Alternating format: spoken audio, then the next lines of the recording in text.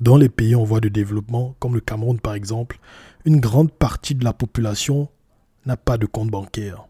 Et les taux d'intérêt bancaire moyens atteignent les chiffres de 9 à 10% environ. Alors que dans les pays développés, ce taux peut être environ 5 fois plus faible. Et d'un autre côté, en 2008, les États-Unis ont connu une grande crise financière qui a touché le monde entier. Cette crise a principalement été causée par les grandes banques qui accordaient des prêts importants à presque tous ceux qui voulaient acheter une maison. Et ils le faisaient sans vérifier correctement la capacité de ces gens à rembourser ces prêts. Et selon le Nasdaq, un autre exemple, selon le Nasdaq, en mars 2021, le Covid-19 a coûté environ 5,2 trillions de dollars au monde. Et la plupart de cet argent a été imprimé par les banques centrales du monde. Comme par magie, de l'argent apparu de nulle part. Et ceci a causé une inflation remarquable. Et si le monde disposait d'une alternative à ces institutions financières rigides et vieilles de plusieurs décennies? Et si les habitants des pays en voie de développement pouvaient emprunter de l'argent sans taux d'intérêt extrêmement élevé? Et s'ils pouvaient recevoir de l'argent de leurs proches à des coûts extrêmement bas? Et si vous disposiez d'une alternative inclusive, totalement transparente et non réglementée par une entité centrale qui peut imprimer de l'argent quand elle le veut ou bloquer votre accès à votre argent? Cette alternative est là et elle se développe très rapidement. Elle s'appelle la DeFi, c'est-à-dire Decentralized Finance en anglais. Donc la finance décentralisée. Aujourd'hui, nous allons nous plonger dans cette révolution. Vous comprendrez pourquoi les investisseurs et les personnes amoureux de la tech investissent autant d'argent dans ce domaine. Et restez jusqu'à la fin pour savoir quelles entreprises et quels projets sur la blockchain construisent l'avenir de notre système financier et comment ils s'y prennent. Bienvenue sur le podcast des héros. Nous parlons de la tech et apprenons des héros du passé et du présent pour devenir ceux du futur. Je suis votre hôte, Damien Domer.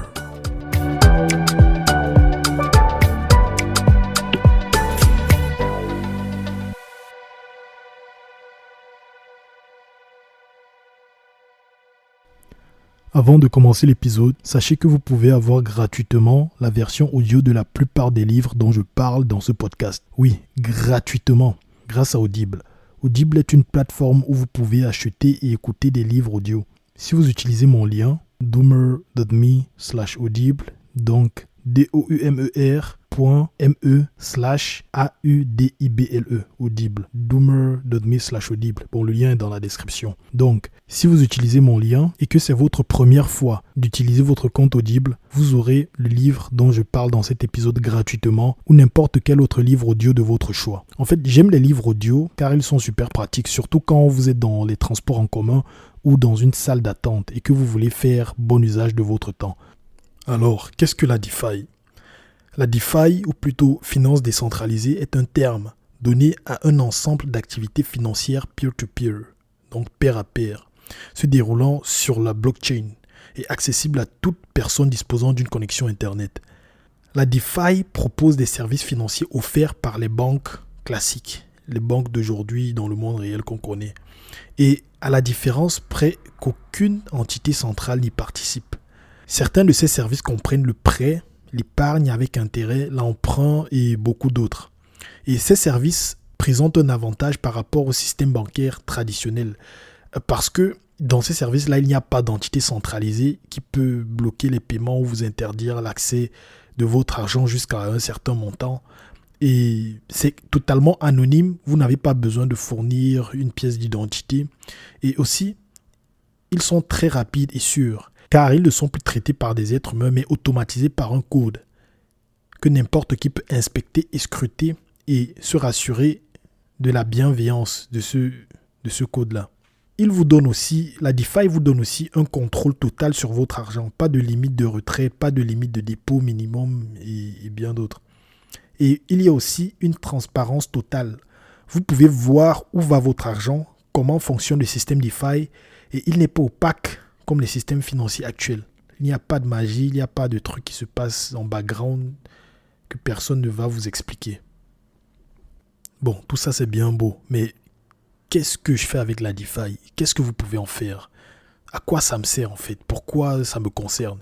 Bon, pour répondre à cette question, il y a plusieurs scénarios qui vont vous intéresser avec la DeFi. Déjà, bon, vite fait comme ça, par exemple, il y a des entreprises qui font streamer le salaire de leurs employés en temps réel. Genre streamer comme sur Netflix, quand vous regardez un film avec la connexion Internet et ça stream les images et le son. Ouais, les employés se font streamer leur salaire sur la blockchain en temps réel. Donc vous voyez le niveau de flexibilité qu'on peut avoir. Et avec la DeFi, vous pouvez aussi emprunter de l'argent avec une garantie. Il y a des gens qui empruntent voire même des millions de dollars sans même donner leur pièce d'identité ou devoir s'identifier. Et tout est sécurisé grâce à la blockchain, grâce au smart contract et le processus de consensus qui se passe sur la blockchain. Bon, je vais entrer dans les détails plus tard, mais déjà, je vous donne un petit aperçu. Pour mieux comprendre la DeFi, là je parle de concepts un peu abstraits, mais pour mieux comprendre la DeFi, il faut qu'on compare la DeFi au système bancaire traditionnel, donc le système financier actuel. Et la meilleure comparaison, une comparaison bien meilleure que celle que j'avais en tête déjà, j'ai trouvé sur le site web d'Ethereum. Cette comparaison est très claire et très simple. Sur la DeFi, vous avez votre argent entre vos mains, vous avez le contrôle de votre argent. Mais dans le système financier actuel, votre argent est contrôlé et détenu par des sociétés financières. Vous devez faire confiance aux sociétés qui détiennent votre argent et qui peuvent gérer comme bon leur semble. Et aussi prêter votre argent à qui ils veulent. Sur la finance décentralisée, sur la DeFi, les transactions sont rapides et ça se passe en quelques minutes. Sur le système financier actuel, les paiements sont lents et peuvent prendre jusqu'à plusieurs jours, à cause des processus, de la paperasse et des trucs qui sont longs et vieux de plusieurs décennies. Sur la DeFi, les transactions financières peuvent être anonymes, mais dans le système financier actuel, vous êtes obligé de donner votre identité et passer par des procédures d'identification et tout. La DeFi est ouverte à tout le monde. Il n'y a pas de restrictions. Tant que vous avez une connexion Internet, un wallet, vous vous connectez à la blockchain et vous pouvez commencer à bénéficier de la DeFi et de ses avantages. Pourtant, le système financier actuel n'est pas très inclusif. Un autre avantage de la DeFi est que la DeFi repose sur la transparence. Tout le monde peut consulter les données d'un produit financier sur la DeFi et vérifier le fonctionnement du système. Tout le monde. Pourtant, dans le système financier actuel, les choses sont très obscures. On ne sait pas ce qui se passe. L'information est gardée secrète par des gens qui sont à l'intérieur. Et même certaines personnes à l'intérieur du système ne savent pas trop comment les choses se passent. Bon, voilà quelques exemples. Je pense que vous l'aurez compris. La DeFi a tellement d'avantages que le système financier actuel n'a pas. Mais aujourd'hui, la DeFi fournit principalement des alternatives à ce que les institutions financières peuvent faire. Donc, l'assurance par exemple. La DeFi a sa version de l'assurance. Les prêts, la DeFi a sa version des prêts et ainsi de suite. Mais les blockchains comme Ethereum et Solana par exemple offrent des opportunités pour créer de nouveaux services financiers que le système bancaire actuel n'a pas. Et avant de rentrer plus dans le détail, j'aimerais vous avertir que je vais utiliser des termes un peu techniques qui sont bien définis dans un épisode précédent. L'épisode à propos de la définition des termes du Web 3. Vous verrez le lien dans la description de cet épisode-ci. Là-bas, je définis les termes proprement et simplement pour que vous compreniez très facilement. Et je vous conseille de suivre cet épisode pour ne pas être perdu dans le jargon technique. Bon, je vais faire de mon mieux pour définir, mais c'est juste que là-bas, j'ai mieux défini et les choses sont un peu plus carrées. Bon, maintenant, parlons de ces services que la DeFi offre. Déjà, le premier service, l'assurance. À mon avis, l'une des façons les plus remarquables dont la DeFi a un impact positif sur le monde est au Kenya. Il y a ce projet très innovant. Et grâce à la DeFi, principalement sur la blockchain d'Ethereum, il est grâce aussi aux oracles de Chainlink. Chainlink, c'est un projet de blockchain compatible avec Ethereum. Chainlink a sa propre crypto-monnaie, Link. Bon, je ne vais pas entrer dans les détails, mais là, vous comprenez quand même un peu. Donc, cette société connue sous le nom d'Etherisk, si je prononce bien.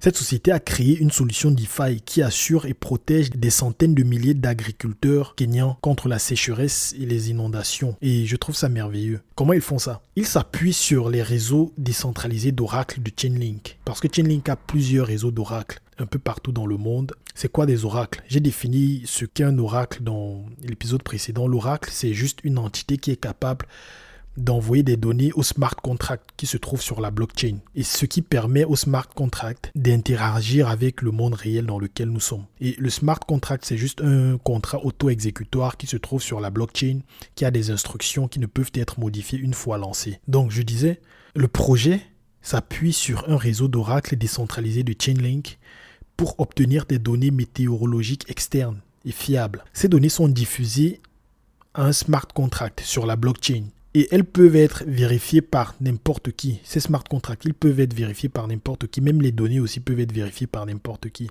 Et lors d'un événement météorologique extrême, tel qu'une grosse sécheresse donc lors de ces événements, les instructions sont déclenchées par le smart contract dès que les données des oracles atteignent le smart contract. Et cela enclenche des paiements aux agriculteurs. Je trouve ça vraiment fantastique. Vous êtes là, vous êtes un fermier quelque part en Afrique, au Kenya. Vous avez travaillé toute l'année, bossé avec une houe, avec un râteau, avec je sais pas quoi, creuser le sol, planter, semer du maïs ou je sais pas quoi.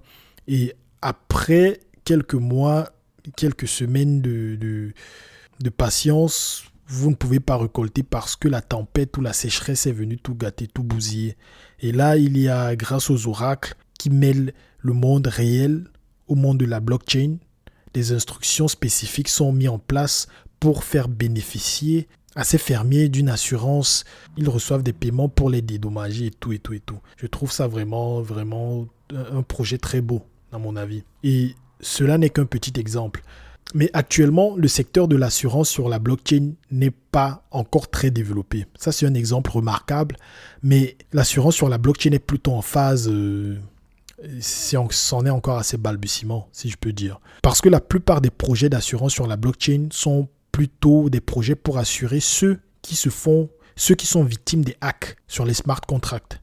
C'est pour dédommager ces gens-là qui sont victimes de hacks sur leurs smart contracts et tout. Parce que les smart contracts, la technologie des smart contracts et la DeFi est assez récente. Et il y a des gens mal intentionnés qui exploitent des bugs ou des vulnérabilités du code. Vu que le code est public et accessible à tout le monde pour inspecter, il y a des gens qui exploitent ces vulnérabilités. Mais au fur et à mesure que le temps passe, il y a des patchs, des bug fixes qui sont faits pour que ça soit de plus en plus sécurisé.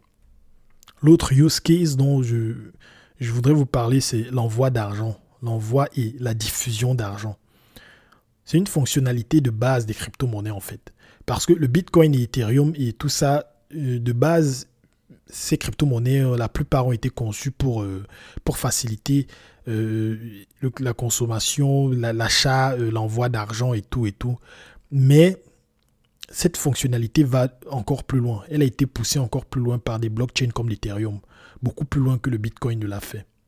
Donc, elle ne se limite pas juste au transfert de fonds dans le monde entier, mais avec ces crypto-monnaies, vous pouvez envoyer de l'argent aussi facilement que vous envoyez un email. C'est très facile.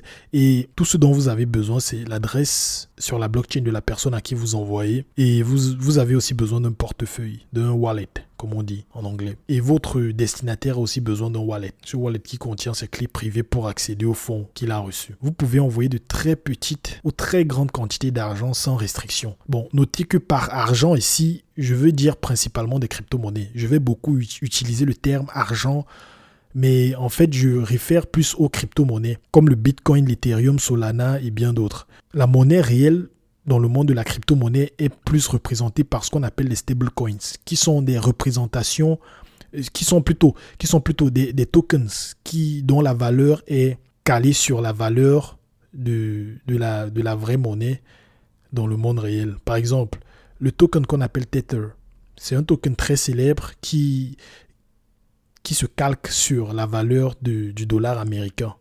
Il y a plusieurs stablecoins, il y a plusieurs types de stablecoins. Et c'est ces stablecoins qui sont utilisés pour représenter la vraie monnaie dans le monde de la crypto-monnaie. Une fois que vous vendez vos crypto-monnaies, en général, ce que les gens font, ils prennent de stablecoins et ils échangent ce stablecoin contre du vrai argent, contre l'équivalent en dollars dans la vraie vie. Donc voilà, mais là je parle plus de crypto-monnaies autres que les stablecoins et le vrai dollar ou le vrai euro ou franc CFA. Et aussi, comme j'ai mentionné plus tôt, grâce à des blockchains comme Ethereum, l'argent peut être diffusé. Par exemple, Si vous avez un employé qui travaille pour vous quelque part dans le monde et qui a une adresse sur la blockchain et vous voulez le payer en crypto-monnaie, ou s'il veut être payé en crypto-monnaie, vous pouvez streamer son argent. S'il travaille à l'heure, vous streamez son argent par seconde ou par, minute, comme vous voulez. Comme ça, il est payé en temps réel et il peut faire ce qu'il veut de son argent. Il ne doit pas forcément attendre la fin du mois. Est-ce que vous savez que pour suivre ce podcast et ne manquer aucun épisode grâce aux notifications, vous pouvez vous abonner gratuitement sur les applications YouTube, Spotify, Apple Podcast, Deezer, Google Podcast, Amazon Music et bien d'autres. Les liens vers le podcast sur chacune de ces plateformes sont disponibles dans la description de cet épisode. N'oubliez pas, s'il vous plaît, de vous abonner et d'appuyer sur la cloche de notification. Et si vous aimez, n'oubliez pas, s'il vous plaît, de laisser une bonne note pour que l'algorithme puisse le proposer à un maximum de personnes. Merci. Un autre service très intéressant que la DeFi propose, c'est l'emprunt d'argent. Vous pourrez emprunter de l'argent à quelqu'un sur la blockchain sans connaître ou faire confiance à cette personne. Et c'est vice-versa. Mais vous faites ça en étant assuré que cette personne vous remboursera, ou au moins vous rentrerez avec sa garantie, en toute sécurité. Mais comment ça fonctionne? Ça fonctionne en fait sans avoir besoin de vous identifier. Vous pouvez tout faire de façon anonyme. L'emprunteur doit mettre une garantie que le prêteur recevra automatiquement si l'argent n'est pas remboursé. Et les règles de transaction ne peuvent être altérées. Et celles-ci sont écrites, les instructions, donc les règles de transaction sont écrites dans un smart contract qui est sur la blockchain qui est exécuté, et ces règles-là ne peuvent être altérées. Bon, là je parlais du système d'emprunt qui est peer-to-peer. Vous empruntez de l'argent à quelqu'un, et quelqu'un qui se trouve quelque part à l'autre bout du monde, quelqu'un que vous ne connaissez pas. Mais il y a un autre système d'emprunt sur la blockchain. Et ce système d'emprunt comprend l'accès à des fonds mondiaux dans un pool de liquidité. On appelle ça liquidity pool en anglais, où les prêteurs mettent de l'argent. Ils mettent de l'argent dans ce pool et vous avez la possibilité d'emprunter de l'argent de ce pool avec une garantie. Ces fonds peuvent être très importants, très très importants, et ils peuvent provenir de partout dans le monde. Et ils sont déposés par tout le monde, donc des centaines de personnes peuvent venir déposer des fonds dans un pool et mettre ces fonds à disposition pour être prêtés. Et c'est un avantage parce que ces fonds ne sont pas limités à ceux de l'institution financière qui vous prête de l'argent, comme dans le monde réel. Si vous allez vers une institution financière, elle vous prêtera ce qu'elle peut prêter, juste ce qu'elle peut. Mais si vous allez vers un liquidity pool, vous aurez de l'argent en masse, en grande quantité pour faire des projets en grande quantité, des projets massifs par exemple. Et ça, c'est un concept très intéressant. Il existe également un autre concept, un troisième. J'ai parlé de deux concepts. Là, il y a un troisième concept qui s'appelle les flash loans. Il fonctionne sur la base que le prêt est contracté et remboursé au cours de la même transaction. Si ce prêt ne peut pas être remboursé, c'est que la transaction est annulée comme si de rien n'était, comme si rien ne s'était passé avant. Les fonds qui sont souvent utilisés sont détenus par des pools de liquidité. Et ces transactions peuvent être faites si les fonds ne sont pas utilisés à un moment donné. Cela crée une opportunité pour quelqu'un d'emprunter des fonds et de faire des affaires avec ces fonds-là et de les rembourser intégralement au moment même où ils sont empruntés. Je trouve que c'est révolutionnaire ça. Et c'est révolutionnaire parce que, par exemple, une personne prend un flash loan de plusieurs millions de dollars, par exemple, puis il achète un actif et il le revend à un prix plus élevé. Il rembourse le flash loan et il gagne de l'argent. Et ces flash loans-là, c'est tiré des liquidity pools. Ce qui veut dire que les loans la quantité empruntée peut être extrêmement élevée. Et si il n'est pas capable de rembourser, tout revient en arrière, comme dans un flashback, comme si le temps était remonté, comme si rien ne s'était passé. Les transactions sont juste annulées, comme si rien ne s'était passé. C'est cool, non? Autre chose que vous pouvez faire avec la DeFi, le crowdfunding. Si vous avez des idées géniales et que vous avez besoin de financement, vous pouvez le faire grâce à la DeFi. Il y a des investisseurs potentiels du monde entier qui pourraient vous fournir des fonds pour démarrer votre projet. Vous n'êtes pas limité à une ville ou à votre monnaie locale. Le financement peut se faire de manière transparente et il est même possible de suivre la façon dont les fonds sont dépensés. Il existe plusieurs dApps, Decentralized Applications, un autre terme technique, les dApps, les applications décentralisées, qui offre des fonctionnalités de financement pour votre projet. Maintenant que je vous ai dit ce que vous pouvez faire avec la DeFi, je vous ai donné un petit aperçu des pouvoirs, de la puissance de la DeFi comparé au système financier actuel. Je vais vous raconter l'histoire de la DeFi, comment ça a commencé. Habituellement, je commence par raconter l'histoire de la technologie avant de donner des exemples. Mais j'ai voulu adopter ce format. Et j'aimerais bien savoir ce que vous en pensez. Bref, ouais, l'histoire de la DeFi, comment la DeFi a commencé. En fait, tout a commencé avec le Bitcoin en 2009. Le Bitcoin est considéré comme la première application DeFi parce que le Bitcoin est le premier outil qui permet aux utilisateurs d'avoir un contrôle total de leur monnaie. Et il a permis aux gens de faire des transactions dans le monde entier. Des transactions peer-to-peer, donc de pair à pair entre utilisateurs sur le réseau Bitcoin. D'utilisateurs qui ne se connaissent pas, qui n'ont pas confiance du tout les uns les autres et sans entité centralisée de confiance pour gérer les transactions. C'est ça la révolution que le Bitcoin a apporté. Tous les acteurs du réseau sont considérés comme des truands. Personne ne fait confiance en personne et il n'y a personne au centre, aucune entité centralisée pour réguler les choses.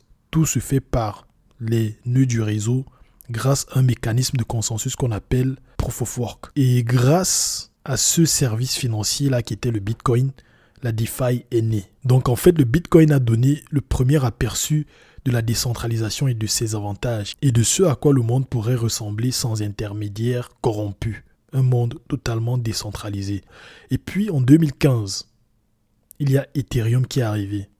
Vous savez, le code du Bitcoin open source, tout le monde peut voir et les gens peuvent s'en inspirer pour faire autre chose, pour faire des projets similaires ou des projets bien meilleurs que le Bitcoin même. C'est ce qui s'est passé en 2015, Ethereum est arrivé.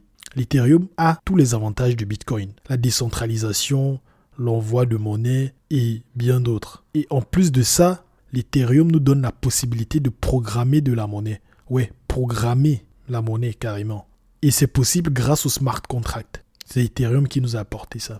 Les smart contracts, tu mets des instructions sur la blockchain. Une fois qu'un événement se passe, bam, ça renvoie la monnaie d'un compte, d'une adresse à l'autre. Ça fait ce que tu veux avec les fonds. Donc c'est ça, c'est un peu ça ce concept de programmation de monnaie. Donc Ethereum a apporté ces fonctionnalités en plus et ça a permis aux utilisateurs de tirer parti de la décentralisation et de la sécurité du Bitcoin, mélangé à toutes ces innovations qu'Ethereum nous apportait pour fournir des services audacieux qui vont en compétition directe avec les institutions financières du monde réel.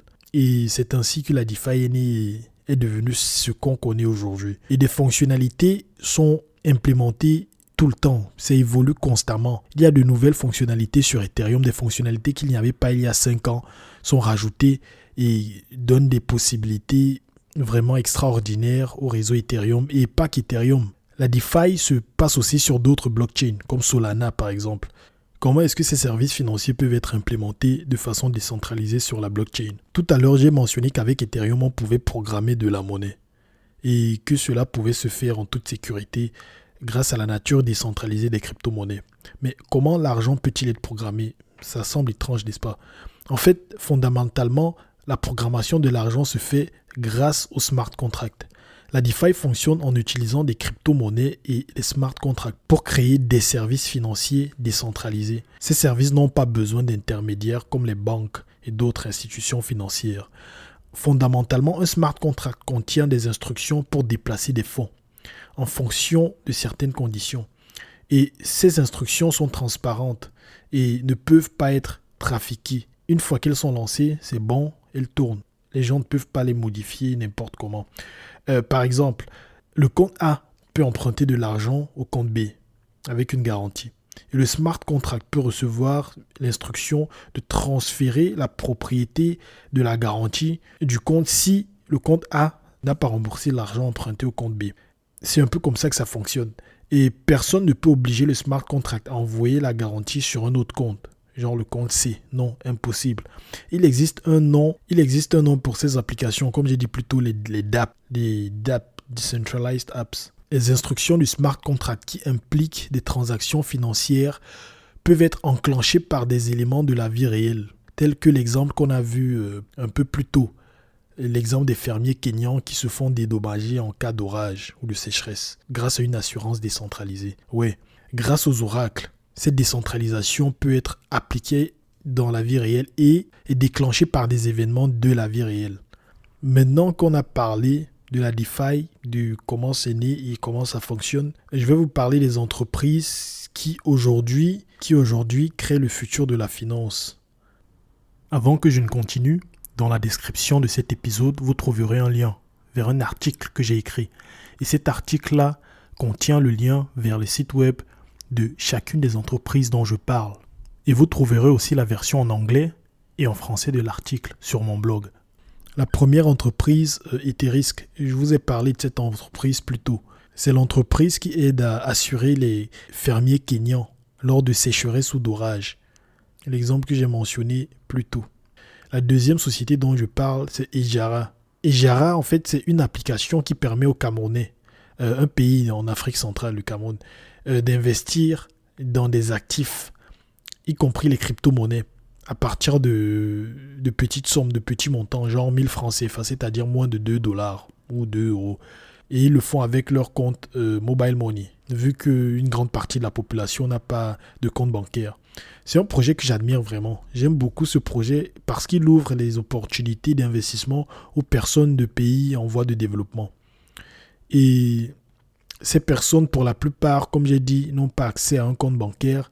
Mais malgré ça, ils peuvent bénéficier de l'avantage qu'apportent les actifs tels que le Bitcoin ou l'Ethereum. Et cette société a récemment levé 8 millions de dollars. Et j'apprécie beaucoup ce qu'ils font et je leur souhaite bonne chance. La prochaine société, c'est la Nexus Mutual, sur nexusmutual.io. En fait, le principe, c'est que la DeFi, c'est une bonne chose, mais elle n'en est qu'à ses débuts. Et elle dépend des smart contracts qui peuvent présenter des vulnérabilités qui peuvent être exploitées par des hackers. Et aussi, ces smart contracts peuvent avoir des bugs dans leur code source. Le rôle de Nexus Mutual, c'est d'assurer les utilisateurs des dApps, Decentralized Apps, en cas de piratage des smart contracts. Ça aide un peu à alléger le risque. L'autre société, c'est une société nigériane cette fois-ci, qui s'appelle Bitmama. Et j'aime aussi ce qu'ils font. En fait, il s'agit d'une start-up nigériane fondée aux alentours de 2019 environ. Et selon un article de TechCrunch, elle a commencé comme un groupe WhatsApp pour des amateurs de crypto-monnaies au Nigeria, en Afrique. Des gens désireux d'en savoir plus sur le Bitcoin, sur les blockchains et tout. Et puis, les fondateurs ont créé un exchange pour faciliter le commerce, l'échange de crypto-monnaies, l'achat et la revente de crypto-monnaies pour les Nigérians.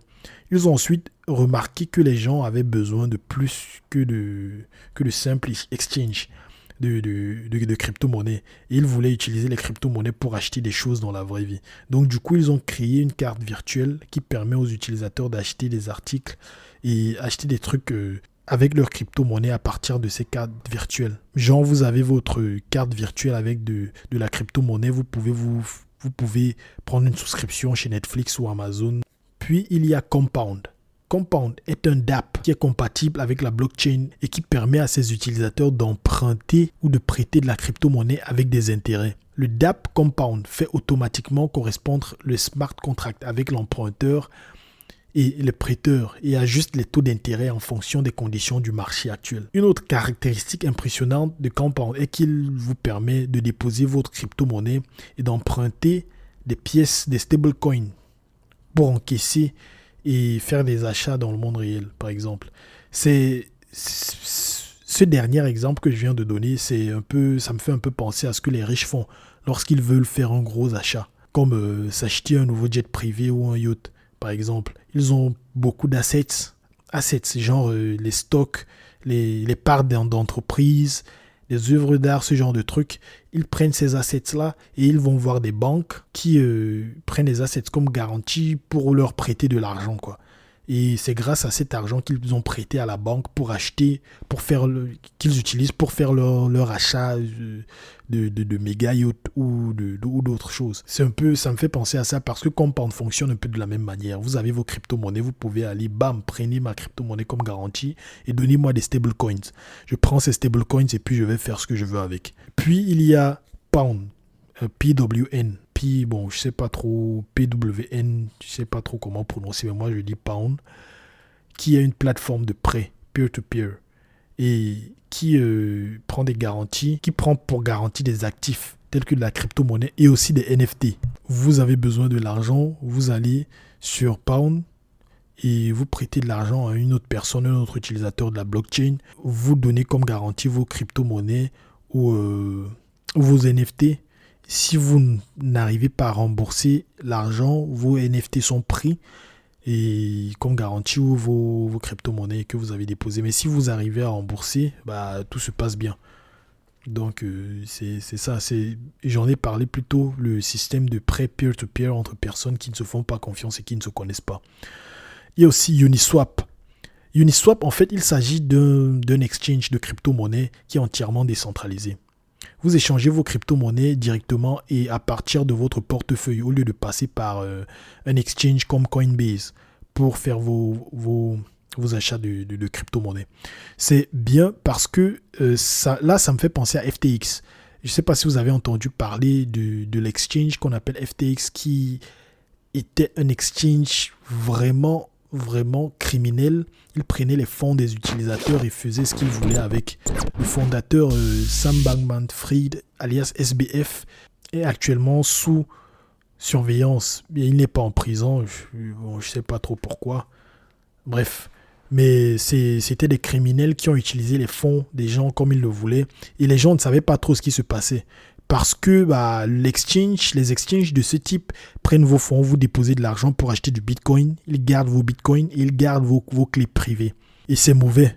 Parce que dans le monde de la blockchain, vous devez posséder vos clés privées dans votre wallet quelque part, que ce soit software wallet ou bien hardware wallet. Vous devez garder vos clés privées et Uniswap vous permet de garder vos clés privées pour échanger vos crypto-monnaies sans avoir besoin d'exchange comme FTX qui peut être ruiné ou qui peut s'en aller avec vos fonds et faire de vous une victime de plus. Comme j'ai dit plus tôt, j'ai écrit un article qui accompagne cet épisode. Vous trouverez l'article dans la description et vous pouvez le lire. Vous avez les liens, vous avez les références, les ressources, les articles que j'ai lus et bien d'autres. Vous pouvez aller vous documenter un peu plus sur le sujet de la DeFi. Bravo, vous avez terminé cet épisode du podcast des héros.